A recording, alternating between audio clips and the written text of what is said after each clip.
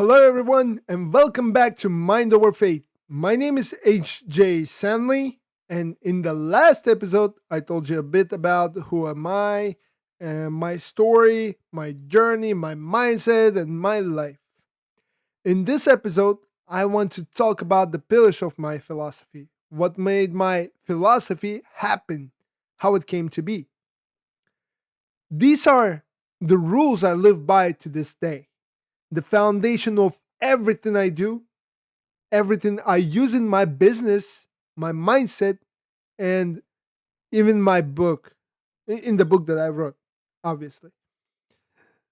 There are five of them, and every single day I try my best to follow them. My philosophy, what I call the rebel philosophy, stands on five pillars. These aren't fancy quotes or self help slogans. I'm against that. I don't like those cool looking quotes because they have no meaning to me. My philosophy has rules, real ones. And that mindset saved me when nothing else worked for me, when I had nothing. I remember having only 21 cents in my bank accounts. I'd spend everything on my books, on my business ideas. I've wasted. I mean, I don't see it as a waste, but yeah. I had no car, behind on rent and other bills. I owed around $10,000 to $15,000 to creditors. My motorcycle was repoed. Amazing life story, right? So, one day I'll dedicate an episode just to that. Not today. Today, I let's talk about the pillars of my philosophy. Right? I want to go chronologically about everything. So, pillar number one, discipline above comfort. So, everything in nature has timing. The sun rises, the moon follows its cycle, even death has a schedule, all right? I mean, but humans, we delay everything. We procrastinate, we call it rest, we call it balance. It's just comfort and it kills us slowly. Some people see comfort as something that they deserve, but at the end of the day you gotta think of what did you do to deserve it to begin with, right? So did you do something productive today? Did you do something productive before in your past, or will you do something tomorrow or in an hour, right? So that's what I believe in. Even my little brother doesn't agree with me. He does not. Yeah, to this day he does not. He prefers comfort. I mean, honestly though, it's kind of because of me, right? Yeah, I mean, he has an older brother that helps him and looks after him. So yeah, when I had nothing, I realized how far I'd fallen into comfort. I was still playing video games. I was broke, doing nothing to change my situation. Instead of figuring out how to make more money, which was my main goal at the time, I wasted my time. Right. So, I mean, video games didn't bring me money. Um, Doing nothing did not change my situation, and video games sure did not as well. So I started changing little by little. First, I woke up at earlier, like I would say 6 a.m. to 6:30. I used to wake up at like sometimes 11, 12 p.m., 11 a.m. to 12 p.m. I promise you. So I decided to start waking up at 6 a.m. to 6:30 sometimes, right? And then I thought to myself, if I'm up early, I might as well do something important. So I started with 100 push-ups a day. Later, that turned into full on calisthenics workout, right? So, 100 push ups was something I began with, and later on, I increased the intensity of it, obviously. Then I wrote a declaration and oath for myself, a contract between my present and future self. 10 years from now, 15 years, 5 years, I mapped it all out. in that declaration and oath. I still, in fact, do read it every morning. And after that, I would read a book and always something that added to value to me, right? Then I'd work out. Then I'd take a cold shower. And honestly, I don't even remember what a hot shower feels like anymore. I used to take the hottest ones in the house. Then I switched to cold. It's still uncomfortable, but that's the point. It wakes me up, sharpens me, gets me ready, gets me beautiful. Right, right. I'm ready to work. Right. Let me tell you a quick story from sales. That my personal story. How this discipline helped me stay calm in one of the worst situations any salesman can face. Right. When I was selling olive oil, a company my father and I founded, I went to Dallas to visit the CVS headquarters, or maybe it was a Walgreens. I don't remember. One of those two. I see them as the same thing. I'm sorry. I asked the security guard to let me in so I could speak with someone about our products, right? To pitch them my product, basically. After 30 to 40 minutes, I convinced him somehow. He gave me entry cards for the elevator. It was me and my little brother. We went floor by floor. Every single floor was empty. Apparently, they had some kind of event that day. And when we finally reached the top floor, some ladies saw us. I think they were from HR. I mean, they looked like from HR, honestly, and they were furious. They started screaming, "Who are you? Where did you come from? How did you enter?" And so on. I told them who I was and that I just wanted to talk with someone. The one of the ladies, she just grabbed me and my little brother by the arm. She goes like, "Leave the building," and stuff like that. They threw us out basically off the building. They yelled, cursed, and everything. And by no means, by the way, I'm not saying CBS headquarters is bad and whatnot. I mean, they were actually, they were right in a sense. I mean, because we entered, we just trespassed, right? So they were right. I could have gotten angry though. I could have said, "Your security let us in. You have no right to kick us out," and so on. But I didn't. I still calmed, and I thought it's their loss. I mean, I'm calm, I'm good, I'm handsome, right? And I just left. They lost a handsome salesman over there.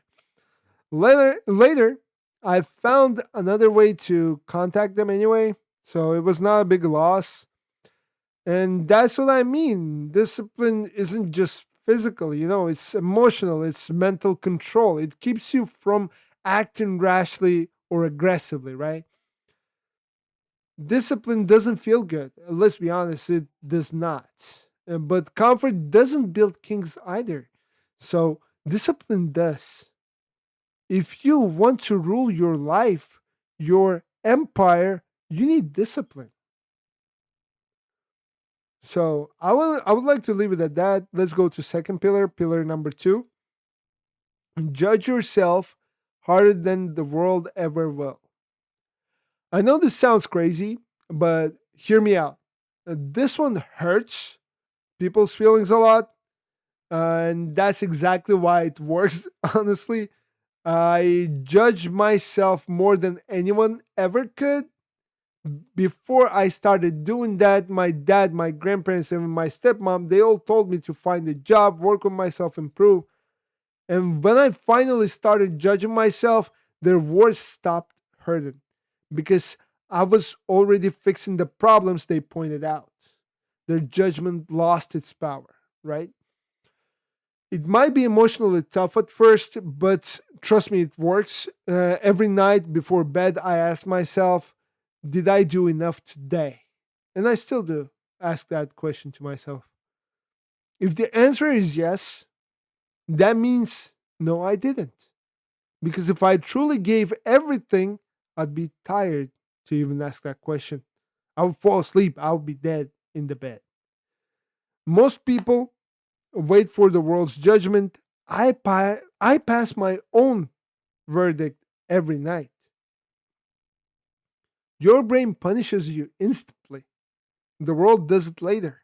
So choose your pain, the one that makes you better. So let's move on to pillar number three: speak truth, even if it makes you a villain. My grandfather taught me this one, and told me in Turkish, um, an honest man can be shaken, but he will never fall. I believe that's what it was. I was in middle school when he said that to me, and it stayed with me honestly since then.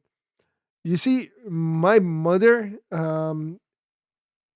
taught me how to lie, right?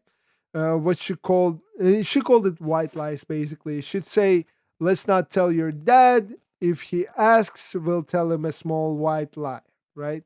She was an alcoholic back then. My dad was working in another city. He trusted her to take care of us, obviously because she's our mom, but she did not. So my little brother and I stuck together. We still do. Later, when my father sent us to live with our grandparents, I finally learned what honesty actually means. So my father finally realized that. I mean, he told my grandparents, and he told me later on as well, that he says, "Look, like, I'm always working. I'm not able to look after you guys, and your mom is obviously not helpful as well. So live with your grandparents from now on." And we agreed. So uh, honestly, what I learned about lying is just the fear in disguise. You lie because you want peace now, but peace built on lies rots later. It starts to stink, right? And people always find out. So I'd rather be hated for the truth than loved for pretending, right? And now I'm not saying that you can I'm not you can always tell the full truth in every situation. Life isn't black and white, it's gray. That's how I see it. But if you're trying to be truthful, that's what exactly matters, because you're at least keeping your stuff together. You're not lying, right? So, pillar number four: protect your family and your honor. Family is everything, and family doesn't always mean blood. It's anyone who take a bullet for you or from you, honestly. And for me, my stepmom has been more of a mother, for instance, than my real mom ever was. I've got my father, my little brother, my grandparents, my aunts, my cousins. What more do I need? It took me a long time and a lot of betrayal to understand the value of family. I've been stabbed in the back by people I once called brothers, friends. And now I know where loyalty truly lives, right? I lost my mother, not in the literal sense of the word, but spiritually, right? She's still back in Kazakhstan. I still check on her once in a while, maybe once a week, once in 2 weeks, right? Help her if she needs it. She's still my mother, you know? But I learned I didn't lose family, I gained one. I protect him, you know? Protect him. And because when the world burns, blood and honor are all that stand beside you. So let's move to pillar number five. It's called reject the poison of excuses. And oh my God, excuses. I hate them, right? I genuinely do with my whole heart. So the reason why I hate them so much is because I can. They were the ones that actually stopped me all this time, right? They were the obstacle that I barely passed. So excuses are elegant lies. We tell ourselves to stay comfortable, and I was a master of them. I promise you. Let me list a few, actually. So, if I'm late for work, I didn't sleep well, or there was a traffic and whatnot. Didn't work out. I don't feel like it. I was sick. I was sleepy. Didn't read. I didn't have time. I was busy. I was working. I had a lot of work, right? I learned this from listening to Jim Rohn. Honestly, he was one of the first people that I started listening to when, in like his seminars, when I started getting my stuff together, right? He said something that stuck with me. Every excuse is just another way to delay your growth. I blamed the bed, the car, the traffic, the weather, even the alarm clock, but in the end, it was on me. I could have gone to bed earlier, planned better, done something to fix that excuse in me. Excuses are time theft from your future self. You're stealing from yourself, from your own potential, from your future self. You're betraying yourself. Excuses are poison, and poison tastes sweet until it kills you. So, yeah, that was all for today, guys. Those are my pillars: discipline, self judgment, truth, family, and zero excuses. I don't claim these will make life easy, but they'll make life yours. I mean, don't you want to live your life instead of someone else's? I'm not saying you have to follow everything word by word. It's more of a framework for you, more to give an idea on what you can do. And as I mentioned in the previous episode, I'm not trying to be a guru or a self help teacher over here.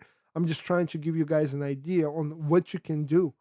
If I was able to do it, an immigrant kid that has nothing, that's deep in debt, got, credit score is bad, right? Has no job, you can do it too. Why not? What holds you back? So these five aren't for everyone. These five rules. Some might not like them, some will, and that's fine. That's completely fine. I'm open to conversation, open to constructive criticism. It helps me, and maybe it helps you too. It's an open debate. But if these pillars inspire you, welcome to the rebellion. Thank you so much, guys. This was H.J. Sanli. And remember, this isn't self help, it's self judgment. So, see you next time in the next episode of Mind Over Faith. Thank you.